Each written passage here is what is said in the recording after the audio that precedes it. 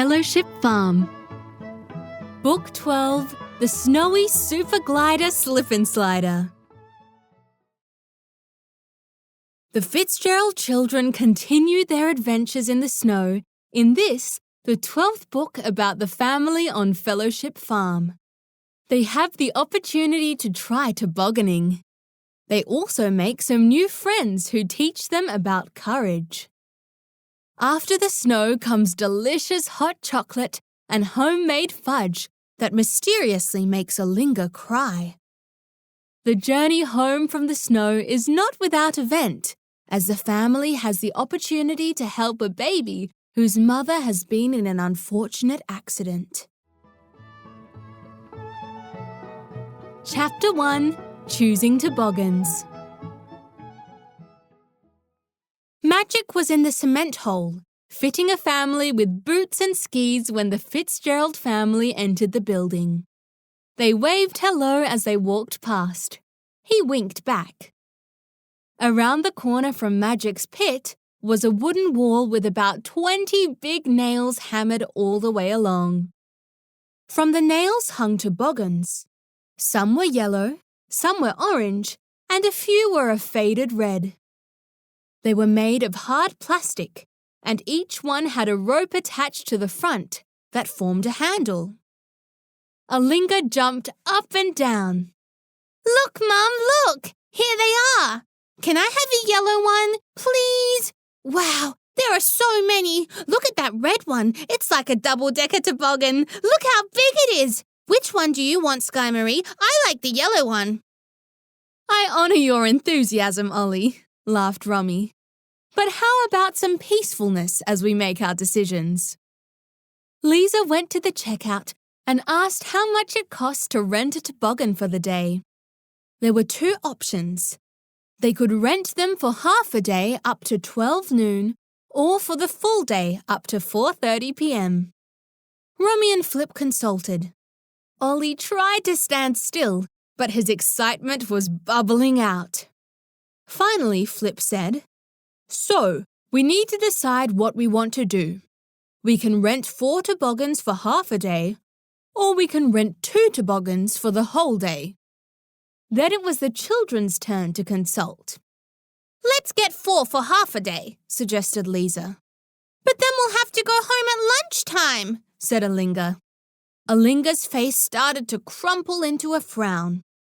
If we have 4 toboggans, we can all ride together instead of taking it in turns, said Sky Marie.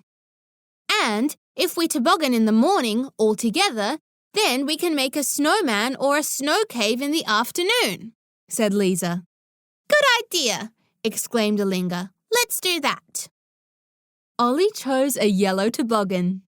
Lisa and Sky Marie chose orange. Rummy and Flip rented the double-decker red one. The toboggans were bigger and heavier than they looked hanging on the wall. Luckily, the children didn't have to carry them far.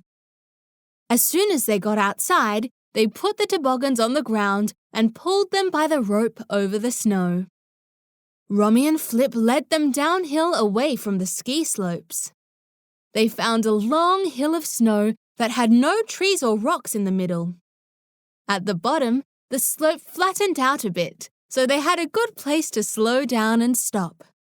If they didn't stop there, they would have a steep, fast, and rocky ride down the next part of the mountain.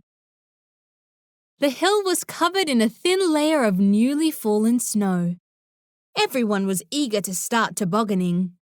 They lined up the 4 toboggans at the top of the hill.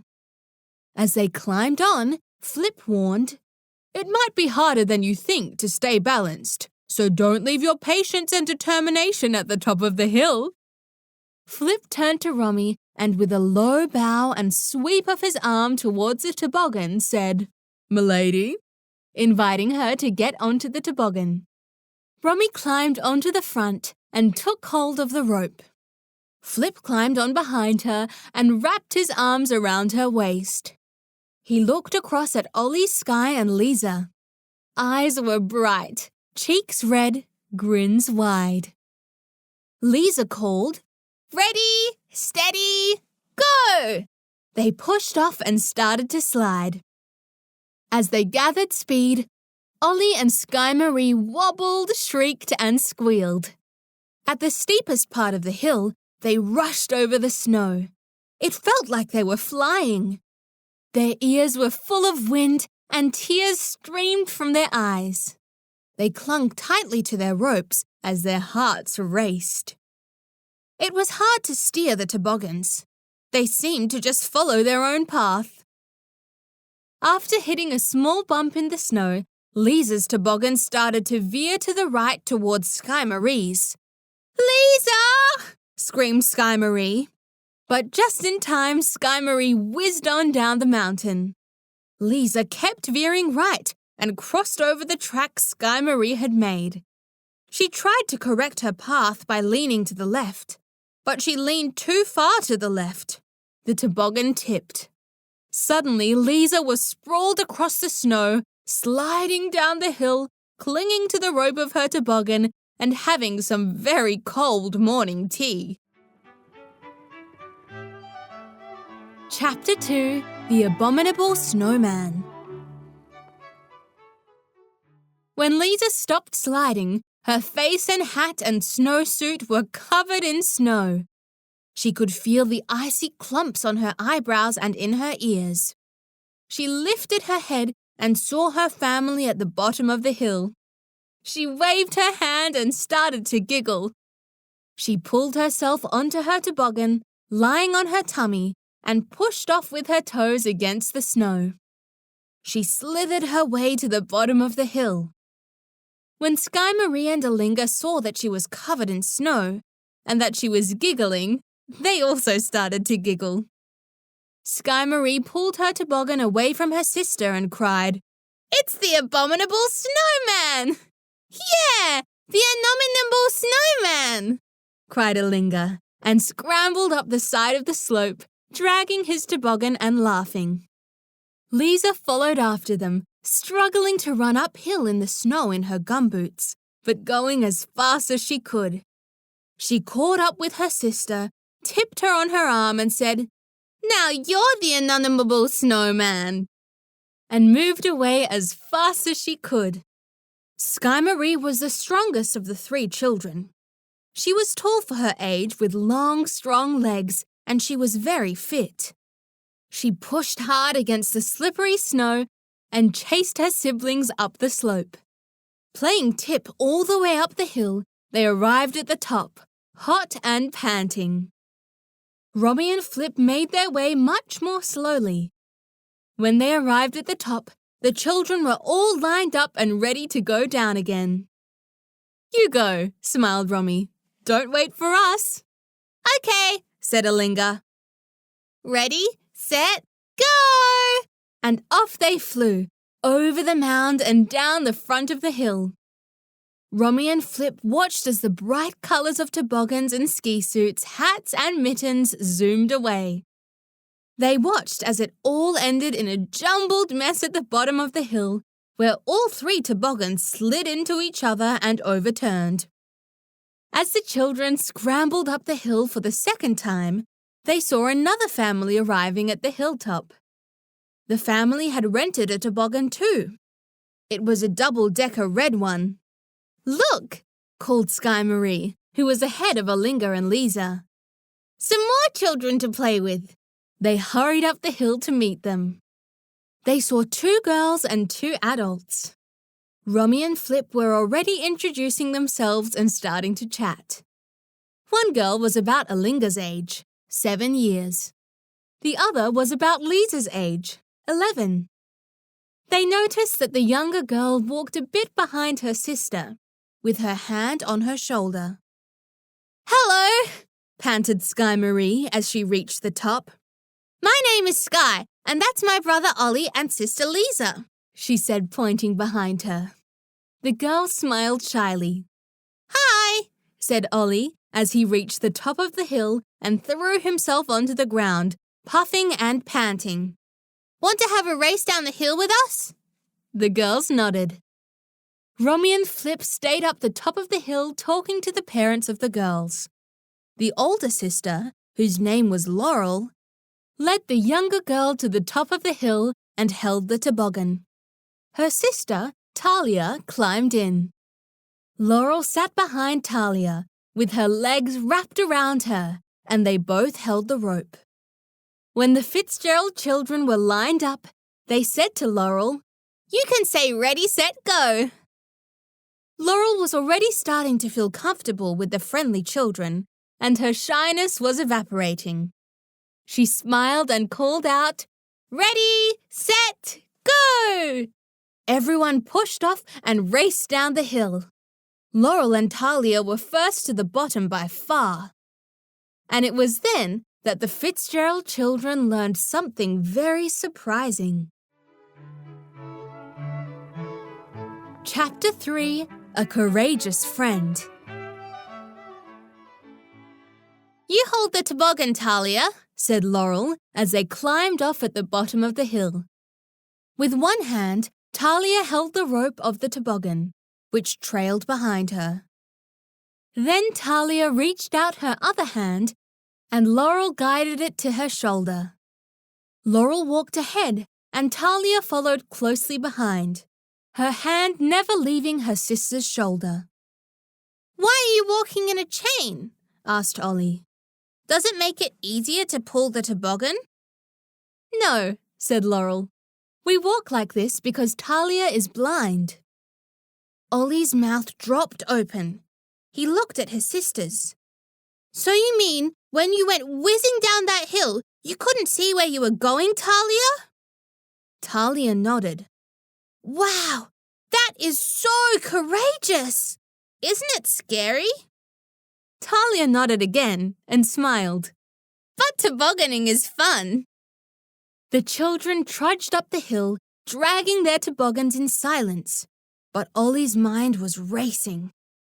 At the top of the hill, he announced a challenge for everyone. "This time when we go down the hill, let's all keep our eyes shut." "Yes!" exclaimed Sky Marie. "Let's put our scarves and hats over our eyes so we can't cheat." The children lined up at the top of the hill, then pulled their scarves up and hats down. Laurel described what they were doing so Talia understood, and Talia smiled. They looked like a row of bandits about to rob a bank. A shiver went down Lisa's spine, and she wondered if she would be able to keep her eyes covered all the way down. Laurel called out, "Ready, set, go!" With much less gusto than usual, the Fitzgerald children pushed off and started to slither down the hill. With their eyes covered, it was harder to balance. Their toboggans slid faster and faster. They started to veer to the right and to the left. They wondered if they would ever stop. Their chests felt tight. Their hearts raced. Just as they started to feel overwhelmed with panic, their toboggans collided, overturned, and they sprawled across the snow, slipping and sliding like brightly colored blind seals on the mountainside. They scrambled to free their eyes from their covers and crouched, panting and relieved in the snow. "That was terrifying!" exclaimed Sky Marie. Her siblings nodded in agreement. Slowly, with their eyes wide open, they slithered down the slope to where Laurel and Talia were waiting patiently for them. "How was it?" asked Laurel. "Scary," replied Olingah. "I really honor your courage, Talia." When they got to the top of the hill again, they could hear Romy talking with Laurel and Talia's parents. "So you see, we must be lovers of the light," she explained, "and not attached to any particular lamp from which the light has shone." The children continued to race down the hill and stagger up it for many hours. By noon, they were very hungry and thirsty, and their parents were getting very cold. The snow started to fall again, making it impossible to see the top of the hill from the bottom of the hill. The families decided to go to the hut for lunch. It was very hard to find the energy to pull the toboggans up the hill to the hut. Finally, soggy, Hot, sweaty, and with aching legs, they arrived at the hut. They tapped the extra snow from their boots and went inside.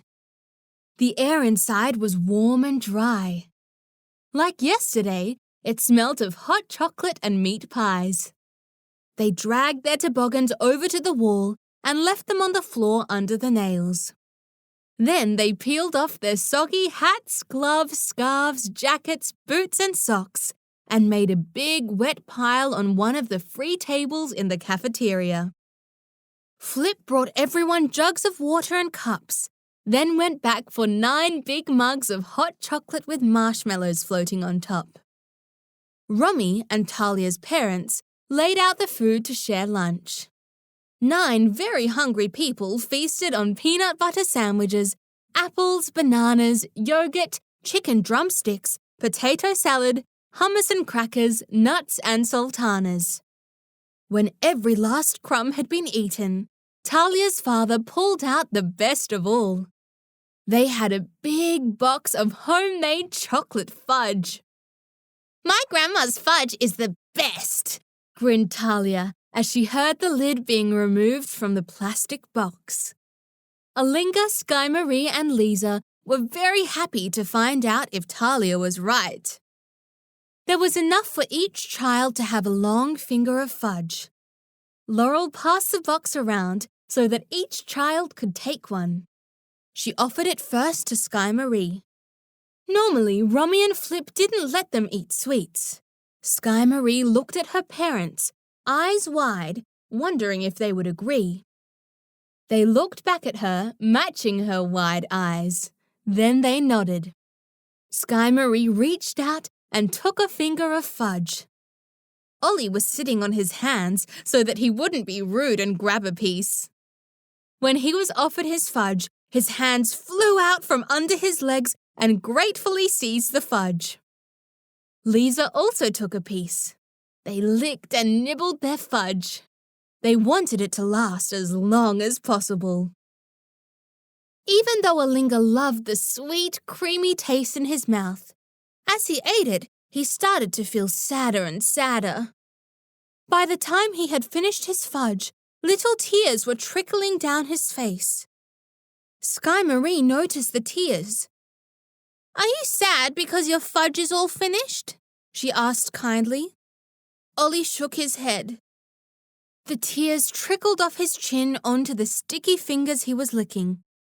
What's the matter, Ollie? Asked Romy. The tears started to flow even faster. It was very hard for Ollie to speak.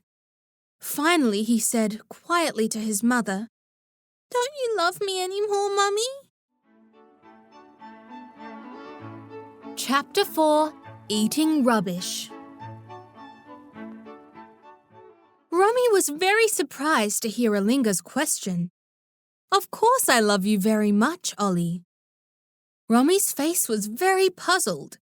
She looked at Flip, but his eyes were wide and he shrugged his shoulders and lifted his hands as if to say, I have no idea what's going on. Everyone around the table sat still, wondering why Olingah was upset. Why did you ask me if I love you? Romy said softly to her son. Olingah's nose was running now, and his tears were flowing. Lisa passed him a napkin to wipe his face. When he had blown his nose, he said, Whenever we ask if we can have sweets, you always say no. Whenever we ask why, you always say you love us too much to let us put rubbish in our bodies. But today, you let us have a whole slice of fudge. So does that mean you don't love us as much anymore? Romy looked very relieved. Lisa tried not to laugh, but a little giggle squeaked out. Through wet lashes, Olingah scowled at his sister. The squeaking stopped. No, Olingah, I still love you just as much as always. And it's true that it's not good to put lots of sugar in our bodies. But we can also occasionally have treats, so long as we practice the virtue of moderation. Now it was Olingah's turn to look relieved. What's moderation? He asked.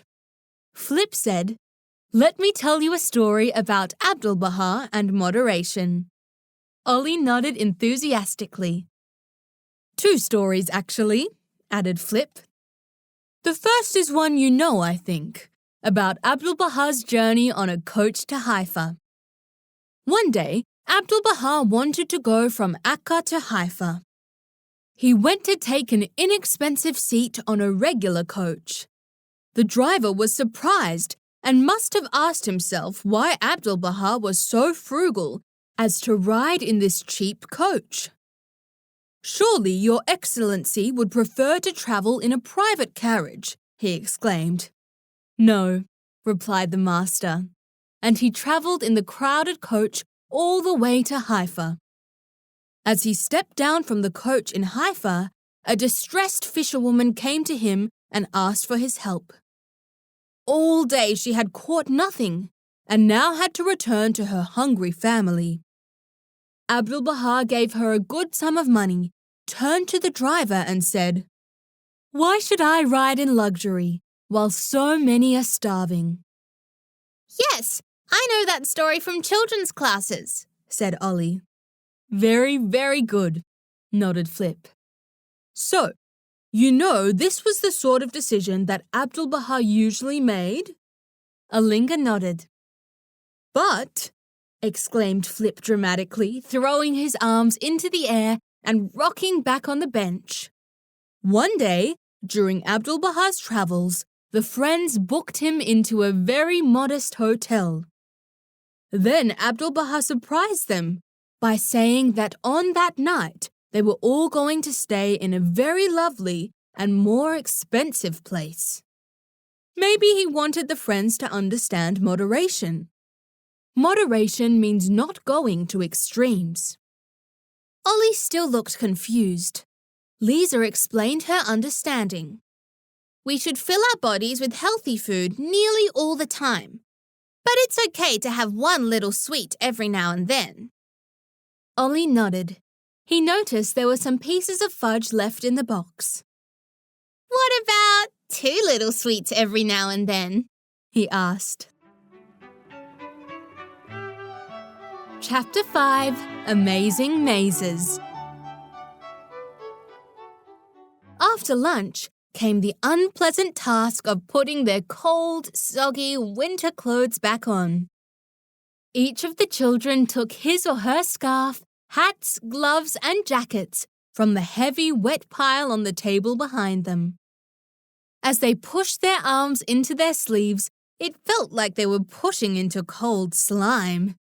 Their hats were like jellyfish on their heads. Goosebumps covered their bodies as they stuck their fingers into gooey gloves. As soon as they were dressed, they wanted to get moving so they could warm up again. They walked over the wooden floor with the puddles where the snow from people's boots had melted, and out the swinging doors. Snow was softly falling, and everything around them was white. The sounds of children having skiing lessons and the engines of the Pumas were muffled. After the warmth of the hut, the air was cold on their cheeks. Little snowflakes landed on their eyelashes and noses. The children hurried through the snow away from the ski slopes to the part of the mountain where they had been tobogganing in the morning. Talia walked closely behind her sister with her hand on Laurel's shoulder. The 4 parents came more slowly behind. The children found some deep, soft snow. Let's make a maze through the snow, suggested Lisa. Everyone agreed it was a great idea. On her hands and knees, Lisa started scooping snow out of the way, making a path through the snow. The others followed her, each one making the path deeper and wider. Talia could tell by sound and feel where to dig and where to put the snow, and she worked hard. Soon all of them were warm again, despite their wet clothes. The children dug and scooped, making piles of snow along the edge of their paths through the snow. Soon, the paths were deep and long. They went in various directions. The children's clothes were wet from snow and sweat, but they felt warm as they were working hard. When they had a maze of paths, they decided to play chasings. So that Talia could join in safely, they decided that no one could stand up. They all had to move by crawling along the paths. Laurel was in first, so she counted to 20 so the others could scramble off through the paths in the snow. Then she crawled as fast as she could, trying to find and catch someone. Up ahead, she saw a red gumboot belonging to Lisa, so she moved her knees and hands even faster. Soon Lisa's squeals and shrieks could be heard coming from a corner of the maze where she was trapped and tagged by Laurel. This was followed by 1, 2, 3, 4, 5, as Lisa counted so that Laurel had a chance to get away.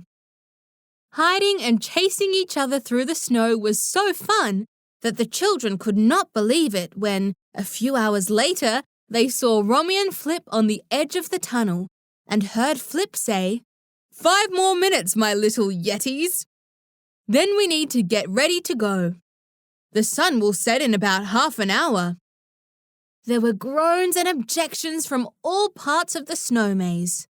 But 5 minutes later, with red cheeks and covered in dustings of snow, 5 sodden but happy children clambered out of their maze. Talia waited for Laurel to come to her, and together they walked up the hill to their parents. "So, dead boring, eh?" asked Flip. "Never coming back here again?" No! cried the children. We had so much fun. Can we come back next weekend? Can Talia and Laurel come stay with us on the farm? Thank you so much for bringing us. Chapter 6, Prunes in Gloves. Back at the hut, everyone changed out of their wet, soggy ski clothes into a dry set of clothes. Look at my fingers, cried Ollie as he pulled his hands out of the sodden gloves. His fingers were wrinkled like little pink prunes from being in the wet gloves all afternoon. Mine too, said Sky. Soon there was a circle of 50 pruny fingers being compared. Talia touched the hands of her friends to see if they felt the same as her own. The children also compared bruises. Everyone's knees were battered from crawling all afternoon. Sky Marie had a bruise on her shoulder where Talia had accidentally kicked her while trying to get away. And Laurel and Ollie had bumps on their heads where they had come around a corner in the maze in opposite directions. But the day had been very fun and worth every bump. The children didn't want to say goodbye to their new friends. Talia begged her mother to invite the Fitzgerald children to come and play at their house in Launceston. The parents swapped phone numbers and emails and promised to stay in touch. The children hugged goodbye. They also went to say goodbye and thank you to Magic, who was packing away the skis, boots and poles that customers had returned after their day of skiing. "You off?" he said. "Come show me your goggle marks then." Ollie went over to him. Definitely the start of a good panda in the making there, Ollie," said Magic. "Keep working on it and we'll be able to welcome you to our panda family," he added with a serious face. "Okay," said Ollie. "I will." The two families turned to leave the hut, clutching wet clothes and empty food bags. They started dropping hats and gloves before they even got to the door. Magic called out, "Come here, I'll show you a trick I learnt in the army." Magic showed them how to tuck their gloves and scarves and hats into the sleeves of their jackets, so they only had 2 things to carry, their jackets and their ski pants. "Thank you." The families walked down the snow-covered path to the car park. Without their ski clothes on, and with the sun setting, it was very cold, so they had very quick goodbye hugs before jumping in their cars. After Flip started the engine, he put the heater on, but it took a while to heat up. Everyone was shivering as cold air blew into the car. Flip put the headlights on and started the careful drive winding down the mountain. Before they reached the top of Jacob's ladder, the heater was blowing warm air and everyone was feeling more comfortable. Romy handed out some apples and muesli bars she had left in the car, especially for the trip home. These were quickly devoured. At the bottom of Jacob's ladder, Flip pulled over to remove the chains from the wheels. The children felt very sorry for him having to get out of the warm car into the cold darkness. But he quickly removed the chains and they continued their journey down the mountain. The children chatted and joked, reminding each other of some of the fun, funny and scary moments from the weekend on Ben Lomond. Laughing and telling stories with her siblings, even Sky Marie forgot to get carsick. When they arrived in Launceston, they pulled into a bakery that stayed open late on Saturday and Sundays, especially to serve people coming into town after being up the mountain. From the car, the children watched Romy go into the brightly lit bakery full of bread, rolls and pastries. She bought loaves of freshly cut bread to share and filled their water bottles. As they drove through the night, they took it in turns to pull chunks of fresh bread from the loaves, which filled their tummies. When all that was left of the bread was crumbs all over the seat and floor of the ute, the children sat back on their seats and watched the moon through the windows of the car. It seemed to be moving with them as they drove. Very soon, the only person awake was Flip, but not for long. Chapter 7: A Furry Baby.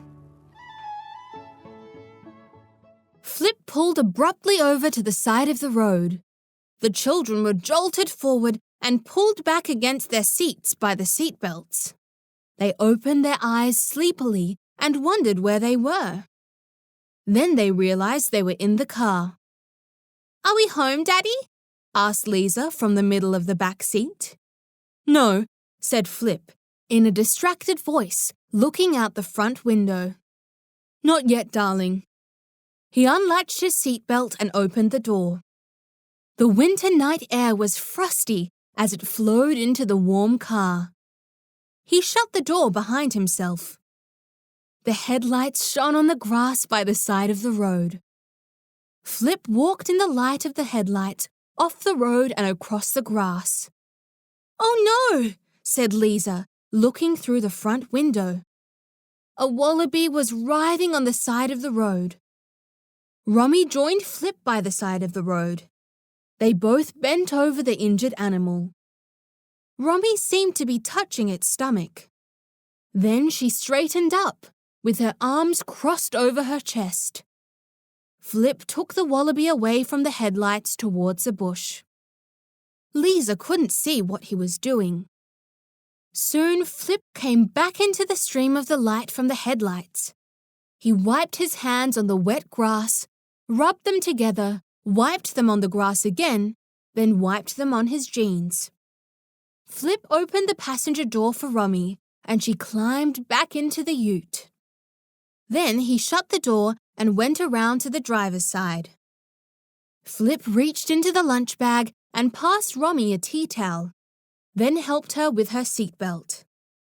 As Flip turned on the engine and pulled back onto the road, Lisa asked, "What happened?" Flip explained that the car ahead of them had hit a wallaby.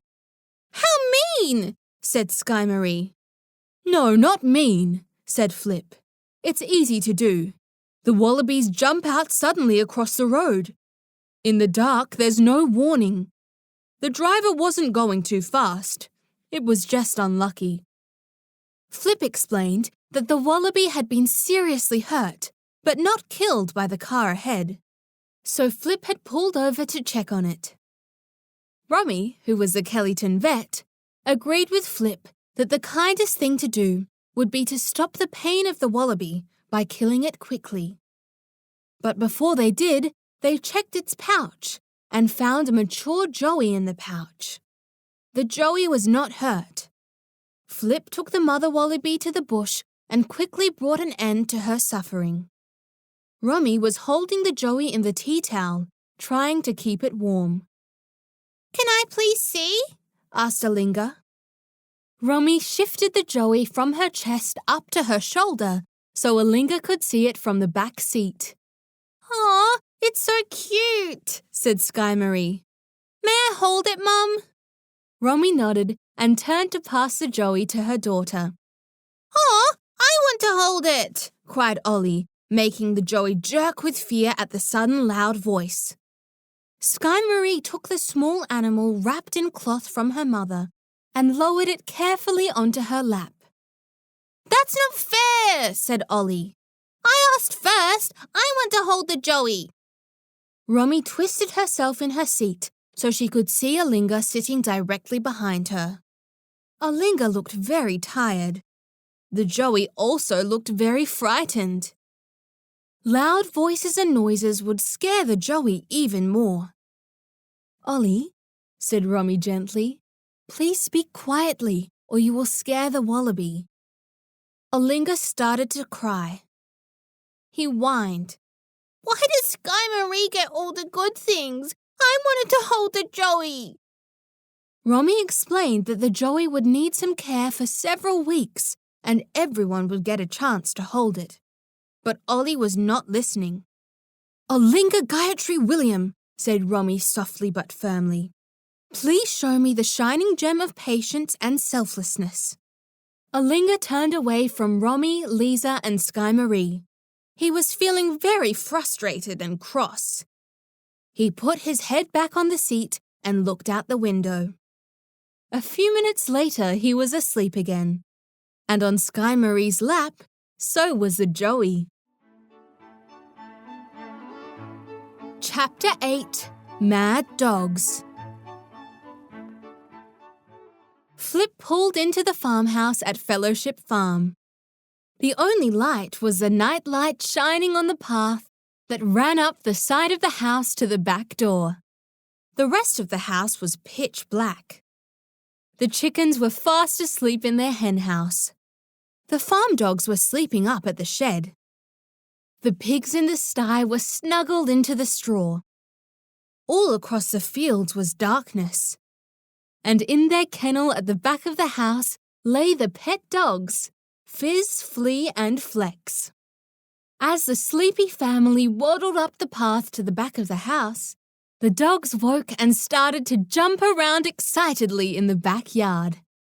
Sky Marie passed the joey to Romy, freeing her hands to pat the excited and very hungry dogs. Lisa hurried up the steps of the veranda to the bin that held their food. She filled their bowls and dropped them on the grass near the kennel. They ran to gobble it up.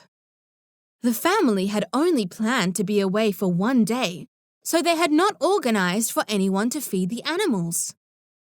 Even the excited dogs could not really wake Olingah, who shuffled up the stairs of the veranda, through the kitchen and living room, into the bedroom.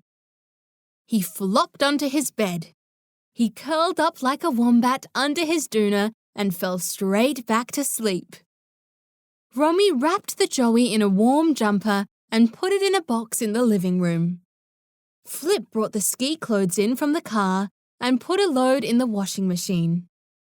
Lisa and Sky Marie finished patting the dogs and came inside. The house was cold and dark. Romy lit the fire in the fireplace and turned on the lamps. After hot showers, Lisa and Sky Marie came out by the fire in their pajamas for evening prayers. It was already past their bedtime and they had school the next day. "Thank you for a wonderful weekend," said Lisa as Romy brushed and plaited her hair for bed. "Oh, our pleasure, treasure," replied Flip, who had a curly-haired daughter on his lap. "What will happen to the joey, Mummy?" asked Sky Marie. "Well, it's quite big already, so I think there is a good chance it will survive. We can care for it here for a few weeks, then set it free in the bush. It might be lonely by itself here. Maybe I should take it to school tomorrow, suggested Sky Marie hopefully. I think it would be better if I take it to work with me, smiled Rummy. Okay, said Sky Marie with disappointment. When Lisa's plats were finished, Flip took the guitar out of its case. The family sat reverently, then started to sing, Where there is love, nothing is too much trouble, and there is always time. After several more prayers, it was time for bed. Lisa and Sky Marie kissed their mum and dad goodnight. In the bedroom, they passed their brother, the little wombat, burrowed down in his doona. Lisa climbed the creaky ladder to the top bunk, and Sky Marie climbed into the bottom bunk. At first, it felt like they would never get to sleep. Hey, Lisa, whispered Sky Marie. Remember when we started skiing and we kept falling off the pomas? Yes, and remember when you went charging down the mountain and fell over and your ski slid all the way down by itself? Yes, and remember when... The whispered remember whens continued for a long time until they were interrupted by the voice of Flip, who appeared at the doorway. Remember when 2 wicked, evil and naughty girls stayed up talking too late and their father had to tell them off? Chapter 9, Bread and Unity. When the Fitzgerald children woke up early the next morning, they immediately felt 2 things. Their bodies felt sore. All weekend they had been using muscles they didn't usually use. And they were very, very hungry. After a busy day in the snow, they had just had bread for dinner. Their tummies were gurgling. When they came out of the bedroom, Romy was setting and lighting the fire. I'm starving, Mum, said Olingah. I'm not surprised, said Romy. Shall we have our physical breakfast before our spiritual breakfast this morning? There were no objections. Flip cooked up a frying pan full of eggs and filled the grill with bacon. Olingah was responsible for making toast and slicing tomatoes, while the girls set the table. Normally they had cereal for breakfast on school days, but this morning everyone was hungry. When the food was on the table and everyone was ready to start eating, Romy said quietly, "Thank you, Baha'u'llah." "Yes," said Flip. "Thank you for this beautiful food and for this beautiful family." I'm so hungry, said Sky Marie as they started to eat. Flip asked, "Why do you think we are so hungry this morning?" Lisa said, because we were in the snow all day and only had bread for dinner.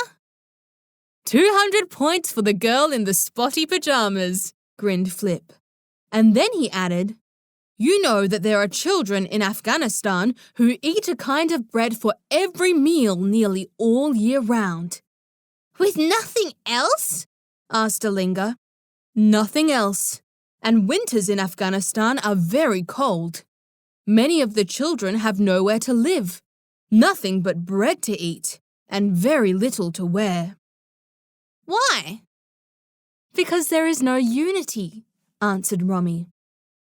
So, if we don't have unity, you will only give us bread to eat? asked Olingah. No, that's not what I mean, laughed Romy. Disunity leads to war and conflict. War hurts and kills people. War damages farms and homes. Children and families have to run away from where they live and hide in forests. Lots of money is wasted on guns. Those are some of the ways disunity makes people poor, cold, and hungry. I wish there was no war, said Lisa. I wish I could stop war. After breakfast was finished, the family worked together to clear the table. Romy prepared a bottle of Wombaroo milk for the Joey. The children were keen to have a turn feeding the joey. Romy reminded them that they needed to have their morning prayers, feed the farm animals, and get ready for school, all before the school bus arrived. They realized they didn't have much time and hurried off to the bathroom to brush their teeth. In the bathroom, Lisa reached for the toothpaste right at the same time as Sky Marie. I had it first, said Lisa, and tried to pull it out of Sky Marie's hands. Sky held on tighter and pulled back. Let go, cried Lisa. I had it first. She yanked the tube from Sky Marie's grasp.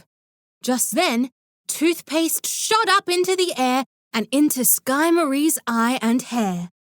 She started to scream. Flip came into the bathroom. He helped her lean over the sink so he could scoop handfuls of water into her eye to stop the stinging. Lisa felt very bad. She was sorry that Sky's eye was hurting. And she was sorry that she had grabbed the toothpaste. She was sorry they had disunity. She started to cry. Sorry, sister, she said. Sky's eye was clean now, but it was red and stinging. She went with Flip into the living room to sit on the couch until it stopped hurting. Lisa went and sat with her. She thought about how a few minutes ago she was wishing she could stop the fighting in the world, and then she was fighting with her very own sister. When Sky's eye was feeling better, the family decided to have their morning prayers. Lisa sang, So powerful is the light of unity that it can illuminate the whole earth. She promised herself she would try harder to be a cause of unity. Chapter 10, Lunch Orders. The red school bus pulled up at the front of Fellowship Farm. Ms. Rowbottom opened the door of the bus with her big lever. The children climbed on. Good morning, Miss Rowbottom, they called as they passed the bus driver. Ms. Rowbottom grunted, pulled the lever to shut the door, and drove off down the road. On the way to the town, the bus stopped at other farms to pick up the children. The children were very excited to share the news of their ski trip with their friends on the bus. They were also excited because they were having a special treat for lunch. Instead of making their lunch at home, they each had some money to buy food from the school canteen. Olingah knew exactly what he would order: a hot cheese roll and a pineapple popper. Sky Marie wanted a mini pizza and an orange popper. And Lisa wanted a pasty with sauce and a chocolate milk. No one had time to make lunch that morning, as they had spent more time than usual on breakfast. When each of them got to their classrooms, they put their money in a brown paper bag and wrote their lunch order on the outside. Lunch orders were very rare, and they loved them. When the bell for lunchtime rang, the Fitzgerald children ran to the canteen to line up for their hot lunch. Their tummies were rumbling. Olingah was second in line when the canteen opened. He took his hot cheese roll and his popper to the lunch area. His friends gathered around hoping for a bite. Olingah generously swapped a bite of his roll for a bit of a peanut butter sandwich with one friend. Then he had a bite of another friend's muesli bar in exchange for a bit of his roll. Then he ate the rest himself. He loved the way the cheese was gooey and stretchy. The first mouthful nearly burned his tongue, and he had to open his mouth and puff and pant to cool it off. But after he finished, it felt warm in his tummy. On the other side of the lunch area, Olingah could see Lisa licking tomato sauce off her fingers. Sky Marie had finished her popper and had blown air into it. She put it on the ground and jumped on it, making a bang. Then she put the empty box in the bin. It was very hard to concentrate on schoolwork that afternoon. Instead of listening to the teacher, Olingah was remembering whizzing down the mountain on his toboggan. Instead of reading her book, Sky Marie was twisting and turning on her skis, rushing toward the bottom of the mountain. Instead of working on her sums, Lisa was remembering getting up in the dark with the snow falling to make a snow woman. It would be a while before the children would get back to Ben Lomond, but that was because there were other adventures to be had. But that is another story.